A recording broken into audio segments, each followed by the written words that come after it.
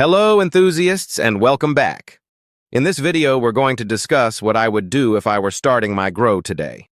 Here are some of the most important insights it took me years to understand, and the ones that would have saved me a lot of frustration had I learned earlier. Chapter 1. Stop being controlling. When I first started my growing journey, I thought control was the goal. I was constantly reacting to small changes, and before I knew it, the plant wasn't stressed because something was wrong. It was stressed because I wouldn't leave it alone long enough to adapt. What I didn't understand is that cannabis doesn't thrive under constant correction. It thrives under stable conditions. Every time an adjustment is made, even with good intentions, it introduces new variables. Most problems don't need immediate intervention. They need observation. Plants operate on biological timelines, not human ones. When you change something today, you often won't see the full response for several days. If you intervene again before that response shows up, you're not solving a problem. You're creating confusion. Chapter 2. Learn first. One of the biggest shifts I'd make if I were starting today is this. Before trying anything, I'd focus on learning how the plant actually works. When you're new to growing, it's easy to skip that step. You jump straight into schedules, products, and techniques without fully understanding the organism you're working with. If I were starting over, I'd slow down and study the fundamentals.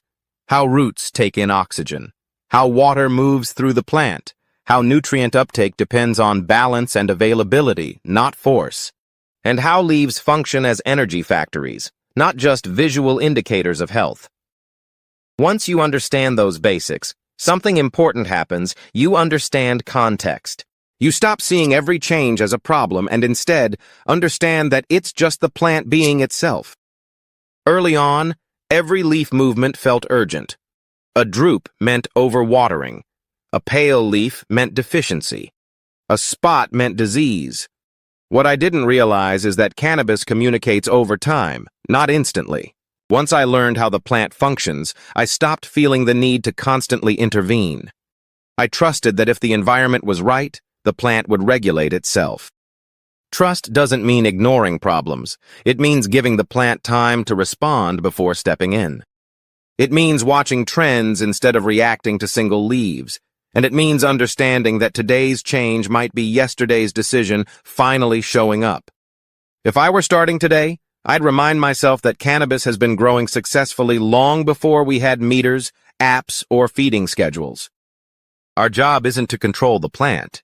It's to understand it well enough to support it. Chapter 3. Watering. Watering is the most important skill in the cultivation process, and it's the one most people underestimate. Early on, I thought watering was simple. Pour water into the pot. Move on. What I didn't understand was that watering frequency matters more than watering amount. Overwatering isn't drowning a plant in one session. It's denying roots oxygen over time. If I were starting today, I'd make watering my primary focus before nutrients, training, or supplements. I'd learn what a properly drying medium feels like, and how heavy a pot should feel when it's ready to be watered again. I'd allow full wet-dry cycles, and I'd trust that roots know how to search for moisture when given the chance. Most nutrient issues people struggle with aren't nutrient problems at all. They're watering problems disguised as deficiencies. Fix watering, and half your problems will disappear. Chapter 4. Train less, but with intent. Plant training is one of the most appealing parts of growing cannabis, especially early on.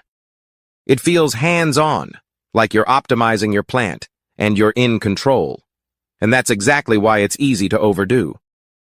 I used to top because topping was recommended.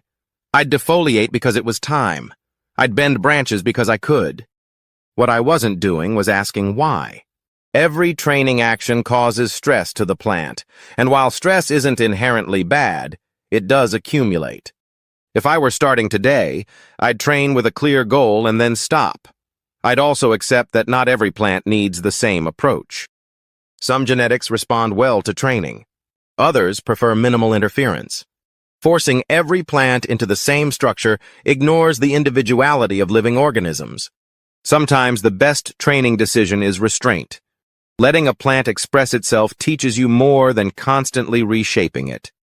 Now that we've covered some background on today's topic, we just wanted to take a moment to thank the sponsor of today's video, the Exhale Homegrown CO2 Company. They offer one of the most practical and reliable ways to introduce natural carbon dioxide into your grow. For over 20 years, Exhale has taken the science of fungal respiration and turned it into a clean, controlled, and highly effective solution for indoor gardening.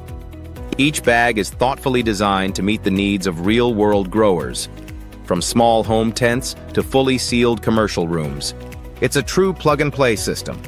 Just hang the bag above your canopy and the fungi inside get to work, producing a steady stream of CO2. This is possible because inside each bag is a proprietary substrate that serves as the fungi's food source, along with a patented, non-fruiting mycelium strain developed specifically for steady, reliable respiration. What really sets Exhale apart is that they were the first to bring the CO2 bag concept to market. While plenty of imitators have followed, none match Exhale's consistency or quality. That's why every product carries the original CO2 bag seal. So when you see that label, you know you're getting proven performance. For more information about Exhale and their products, go to the video summary and visit their website at exhaleco2bags.com. While you're there, check out our promo codes from Exhale. It's a great way to save if you're ready to give it a try. Now let's get back to today's topic. Chapter 5. Stop comparing. I used to compare my plants to photos online and listen too closely to what friends and other growers had to say. This is one of the fastest ways to lose confidence as a grower. If I were starting today, I'd stop measuring my progress against someone else's results and start measuring it against my own goals and personal growth. Every grow is a data set, and every cycle teaches something new. Improvement comes from repetition, not competition. People presenting their grow online often only show highlights. They don't include their mistakes, the stress, or the learning curve. Chasing someone else's outcome without their context will lead you to frustration. Your environment is different, your genetics vary, and your experience level is unique. If I were starting today, I'd focus on consistency, building confidence through repetition. That's how you will actually improve. If this video helped you rethink your approach, hit that like button, subscribe if you haven't already, and let me know in the comments what lesson you had to learn the hard way. As always, thank you so much for watching. Keep being awesome and stay curious, my friends.